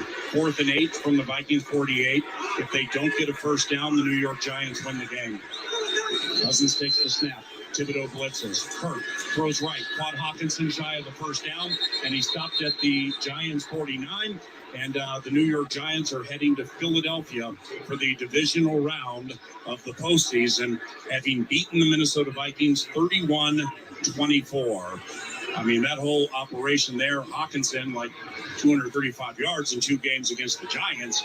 But that whole operation there, man, that was just super short. Yeah, it was. I mean, we caught a break as Slayton drops what should have been a first down. What a call there by Paul Allen and the rest of the Minnesota Vikings radio team. Man. Not too shabby. He was in it. He was having some fun. 4th down and 8. Short pass to TJ Hawkinson. And they set the whole thing up like he said it's their season right here. And then he's like, Yep. Yeah, that was cool.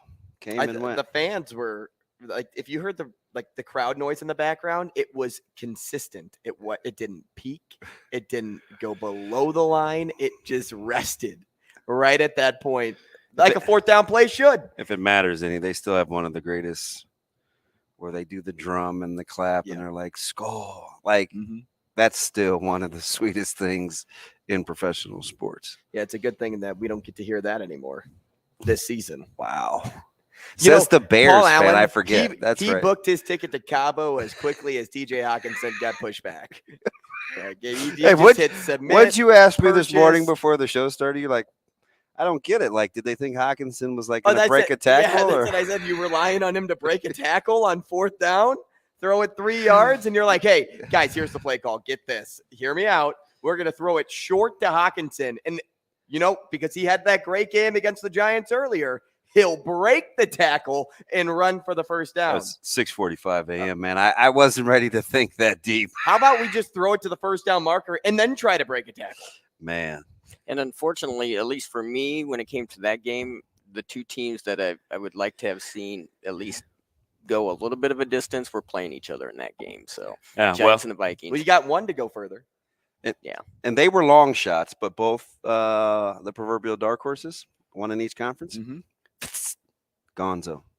Strip them. I had the Vikings in the NFC as a dark horse and the Chargers. Now, they were super dark because most people didn't think they were going to win their first round game.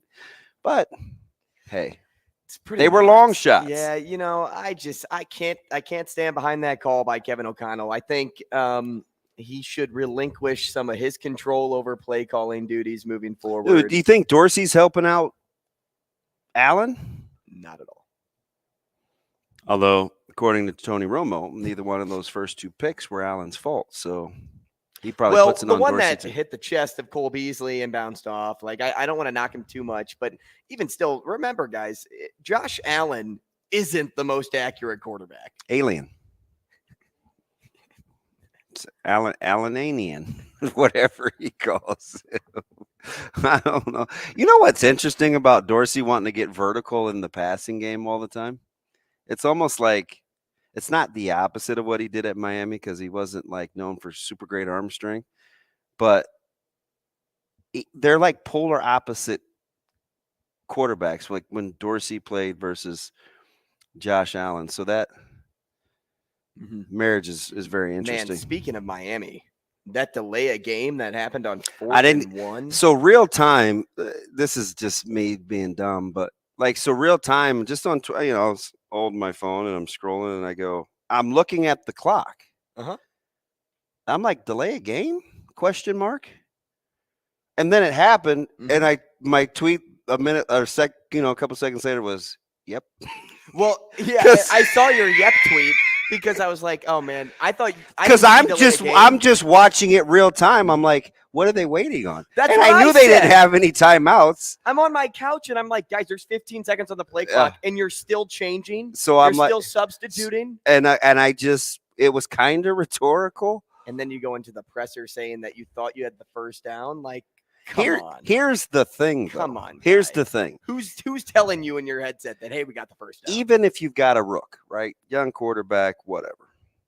How many different plays are you running on fourth down? No, none. You're running 2 plays on fourth down. Although, don't tell that to Jacksonville, because that little Packer sweep they ran with ATN. Well, Doug Peterson runs 17 plays on fourth down. But most fourth down plays, that thing was pretty sweet. Most fourth down plays are, hey, we're either going to sneak it or we're going to do a little short handoff. And the clock, it just kept just going and going. And I was like, delay game? Mm-hmm. Wow. And then you put Skylar Thompson in the position of having to throw 6 yards now. And Gesicki still should have caught that ball. He should have. Good defense. Yeah, I think that's a play.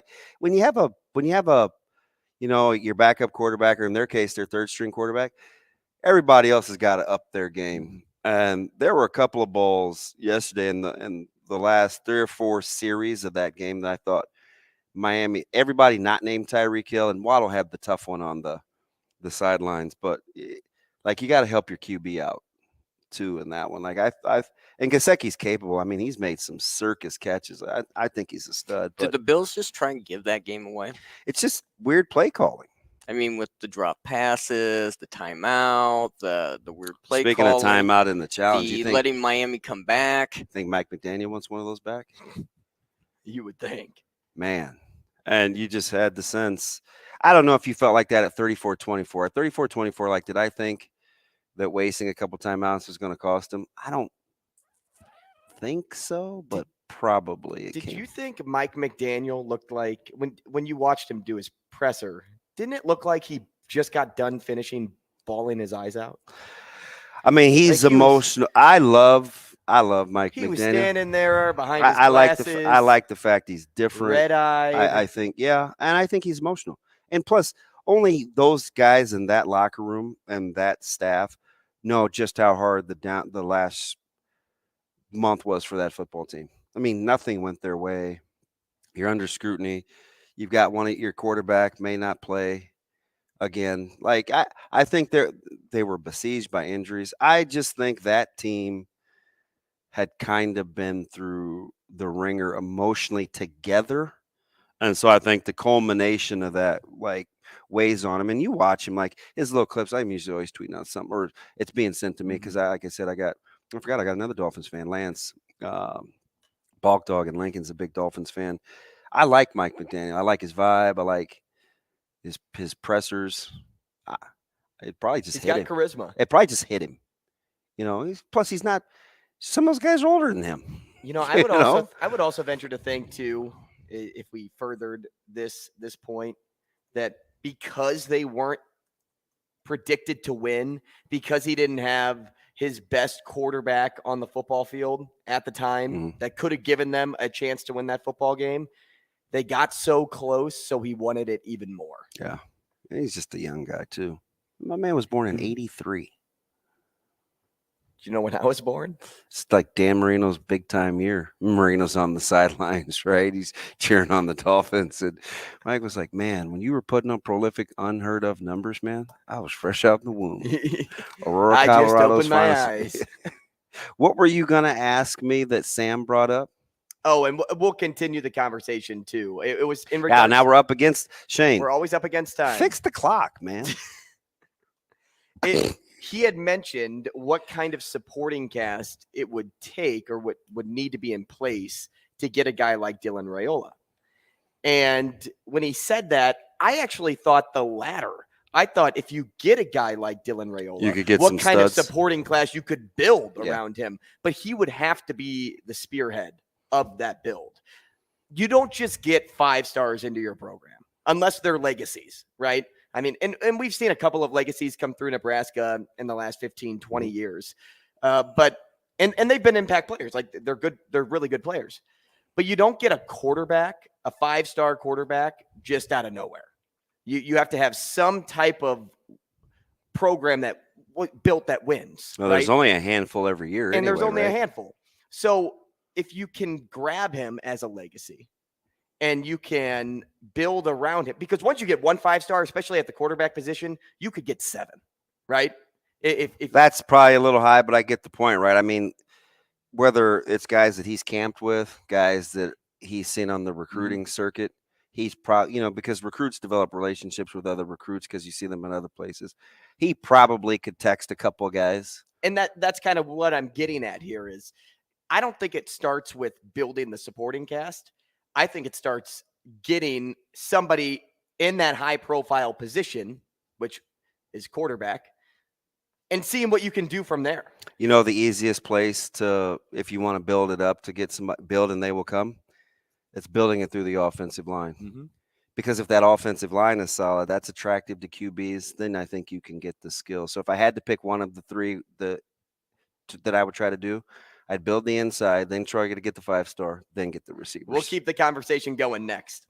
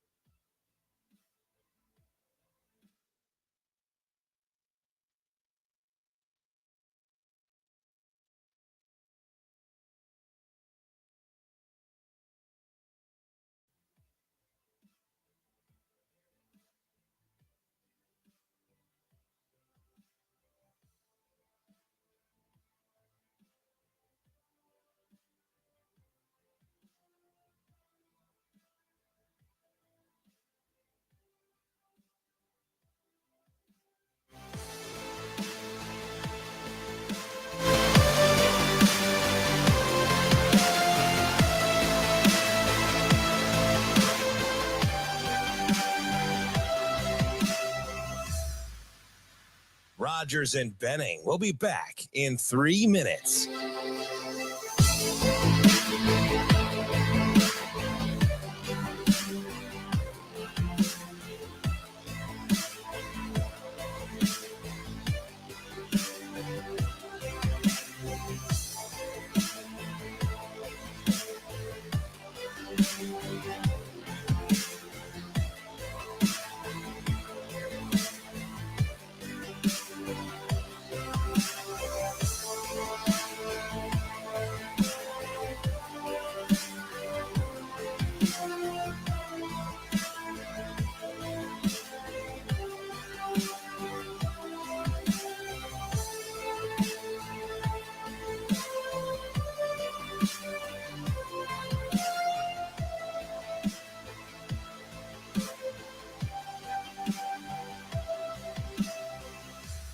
Rogers and Benning will be back in 2 minutes.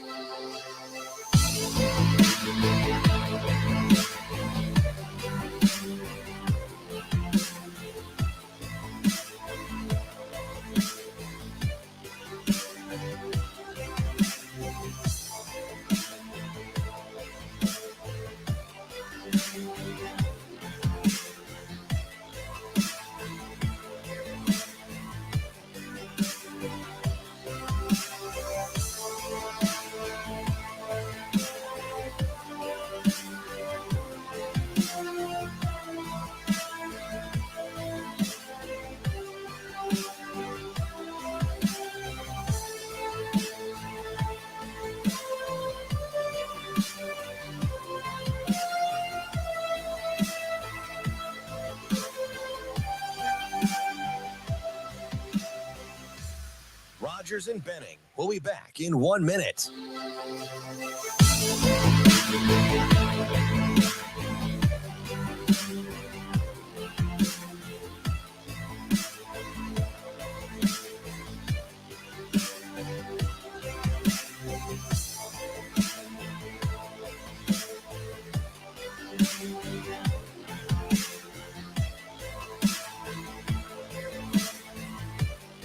Rogers and Benning will be back in 30 seconds.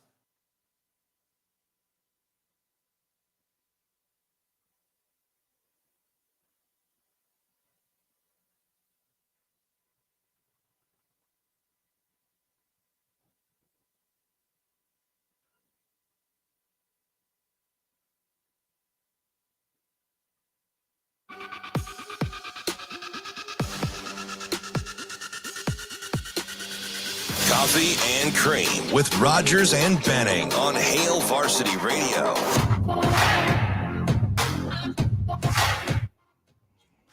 Hey, kind of like Tyler Huntley collided with the Bengals defensive line. Oh my gosh. On what was it, 3rd and goal, 4th and goal? Can't remember anymore. It's so long ago. But just like he collided with them, if you have a collision in your life, you need to go to Dingman's Collisions Center. Dingman's is your spot to go. He's on top of it. Chomping at the bit, man. When it comes to auto repair, anything Always. you need, anything that happens to your car, you go to Dingman's because they are locally owned and we support local. And that's what I want to put on you too. Support the local ones. They have been in the business for over 25 years in Omaha. Family owned, family run. Did I say they were local? I think so. They invest in the latest technology. If you get into a car accident like that, they may be able to enhance your vehicle with some of the new things. Works on all makes and models from Fords to Teslas. They have locations all across the area here in the metro, 4 of them to be exact. The standalone shop on 120th and Maple. They are best of Omaha for 18 years running. You don't just get that reward or award. You know it's funny? Because over 25 years, when I first went to them, they only had the one shop off of Saddle Creek. And I told you it was my Mazda 626, which I don't even think they make anymore. I think we looked it up. You could probably find one, but so rarity. It was, that was the Carolina kind of Washington stint, so late 90s. Do you know why they had to fix the Mazda? Your boy, that would be me, stopped at a gas station on. Please tell me you put diesel in instead of unleaded. 72nd and Grover. It's different now. They have the cases across the street. That gas station isn't even there right now. And I ran inside, left my car running. It's like 9 o'clock at night because I lived right across the street. And it's the only time I lived south of Maple. I lived in Fox Run Apartments. Left my car running. Came back out, thought I misremembered where I parked it. I'm like, dang, was that a gas pump? Did I put it on the side of the gas station? No, It was stolen. I mean, bam, just like that. Oh.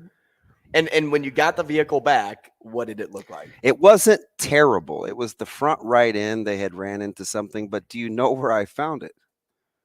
At Dingman's? Across the street from Thomas Jefferson High School in Council Bluffs. No way. How did you find it? The very next day. Well, I had filed a police report. Oh, okay. They're like, hey, I think we found your vehicle. The Mazda Capella, also known as the 626 in North America and Southeast Asia, is Mine a was mid-sized silver. car that was manufactured by Mazda from 1970 to 2002. 32 years that car was made. Wow. Yeah. Little silver Mazda 626. And I bet they could still fix it. I bet Dingman's could still fix that car. Yeah, they can fix If somebody had that. Isn't that weird, though? Like, I was so embarrassed. And insurance didn't. Wait, I can't remember the exact story. But there was a snafu because what was the hang up with my insurance? You asking me? Yeah. Because I did what? Because you had it. You left the car running. Yes. Culpability was an issue. So why didn't you say like, oh, I got mugged and they took my keys? Like, I don't know because if you pop your tire on the curb, normally insurance won't cover that. But if you said, hey, I hit a pothole, like then they're like, oh, okay, Shano, does that work? Oh yeah. Shano hit a pothole. Sounds like a huge waste of time. Yeah, it did. You never know, man. That's back before I think See No Evil. Do you watch the ID channel? No. Everything's always on video on this show. See No Evil. Like they use cameras to like catch killers. It's just part of the deal, or people that have committed crimes. And I don't know. I just don't think you get in the habit of lying to police. Like, why didn't I just say I was mugged? I wasn't mugged. I'm not saying you lied to the police. I'm saying, you the changed the insurance story up for insurance. Yeah, that was a doozy. Well, anyway, if you misplace your car like DB, 3 locations later, go to Dingman's. They're all over Center, the city. Dingmans.com for all things auto repair. Dude, I got stories, man. Did they ever catch the person? It was 2 kids. 2 kids. How old? I don't know. They were teens. Man, speaking of kids, and this is we're going to go a little heavy here for a second. Don't have any. So they took your car from originally where? I guess gas we're gonna station wait on me Grover. going heavy here. All the way over to Council Bluffs, and then what they do? Do they just walk back? I mean, I don't know. You know what I'm they saying? left it by the high school, and remember that gas station is right by the interstate. Yeah. So I assume it's just easy to get on the interstate and head east. Right across the street from Council Bluffs, Thomas Jefferson. Were they TJ kids? Oh, I didn't get into it like that. I was so worried about how I was going to pay for it. I'm like, do you guys realize my signing bonus as a free agent was like $4,000? Literally. Wasn't a lot. Trying to make teams, man. I can't be spending money on cars. I'm with you. No, I was going to say, though, did you guys see the devastating news? 2 things that happened yesterday.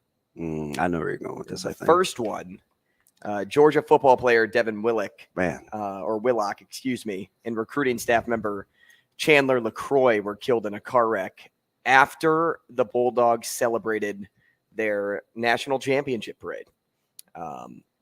Willock, he played all 15 games for the Bulldogs this past season.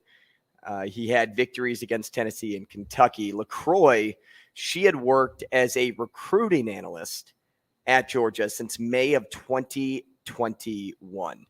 There were 2 others in the vehicle. One suffered minor injuries. The other suffered serious injuries. Just how my stomach feels even just reading that again. Hearing it all day. Just remember. Yeah, truly here today, gone tomorrow. How precious life is, right? And, keep their families in your thoughts and prayers. But the other thing I was going to mention is Alabama men's basketball player Darius Miles. Unbelievable. And another man, Michael Lynn Davis, charged with capital murder in connection with a shooting that killed a 23-year-old woman, her name Jamea Harris. I saw that report come across out of nowhere on my phone alerts and just thought, I probably said an expletive after holy expletive, but what is going on? What are you thinking? You get he's dismissed from the team. Of course, a statement on Sunday, the university said he's no longer with the team. But this is what the police captain had said. It appears at this time that the shooting was the result of a minor argument, that occurred between the victims and suspects after they encountered each other along the strip. Yeah. A minor argument, not I would assume a major argument is a lot of screaming and yelling, maybe some bows and punches thrown. And so far, right, I know it's current, but at last night or yesterday, they hadn't said who pulled the trigger yet, right? Okay. But the reason it's capital murder is because shots were fired into a vehicle. Right. Which, is that because it's such a short, it's not from distance, it's from close range, or intent, you're not in imminent danger. You're going out of your way with excessive force, and it's haphazard, right? Both of these things just same thing that happened to the UFC fighter in the major headlines, mixed in with NFL things and college basketball. And I'm reading these things, and I just couldn't believe it.